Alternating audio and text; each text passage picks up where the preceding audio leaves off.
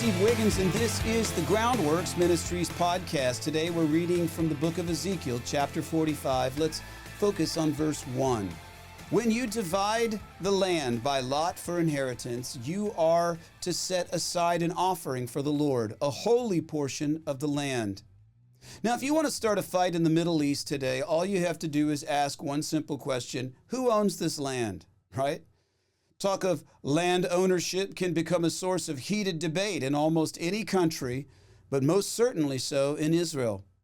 And to the exiled Israelites along the banks of the Kebar River, whose land and homes had been taken away from them, well, then talk of the future land ownership must have been very encouraging. It is definitely more encouraging to them than to us who are reading this chapter 2,500 years later.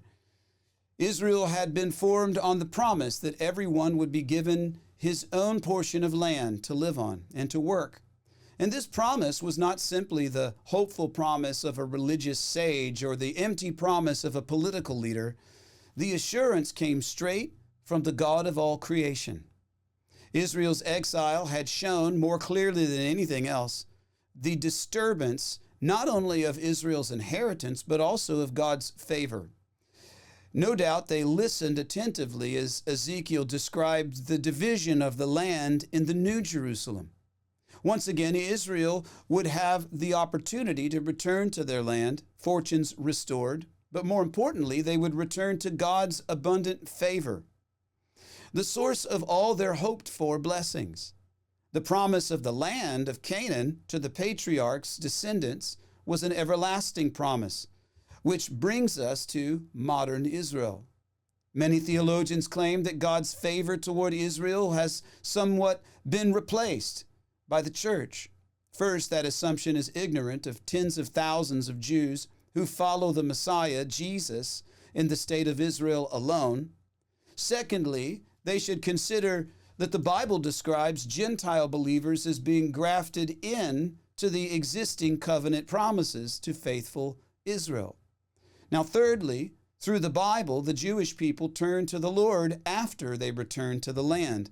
So the land is not the favor that they get for having repented. They return to the land, they see the favor of the Lord, and then, after they've returned to the land, that precedes revival among the people. It may not be a popular stance socially, academically, or politically, but God has not forgotten his people, nor his promises.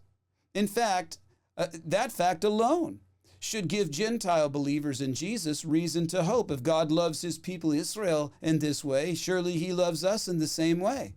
We're grafted into the covenant. Because if God can be trusted to keep his promises to the faithful of Israel, then he can be trusted to keep his promises to Gentile believers, those who are not Jewish and yet are considered grafted in through the Messiah. And in that sense, the question, who owns this land, becomes irrelevant in the greater kingdom of the Messiah.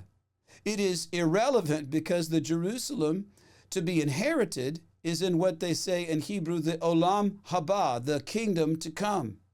It is not the Jerusalem that one visits today. And for those of us who await the new Jerusalem that we see in Revelation 21, there is no piece of property that we hold eternally sacred on this world, in this earth.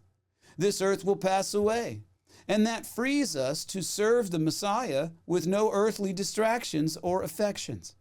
We serve the Messiah, Jesus, who chose to atone for our sin while we were, both Jew and Gentile, yet sinners, all so that we could be one flock shepherded by the Messiah, Jesus, all awaiting a common, undisputed, heaven-made homeland.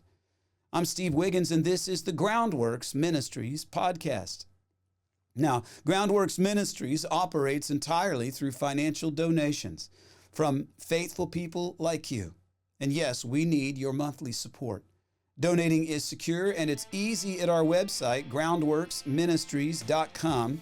You know, another way to help is to tell people about Groundworks Ministries. You can share these podcasts with friends and family and on your social media. And of course, you can always direct folks to our website, groundworksministries.com.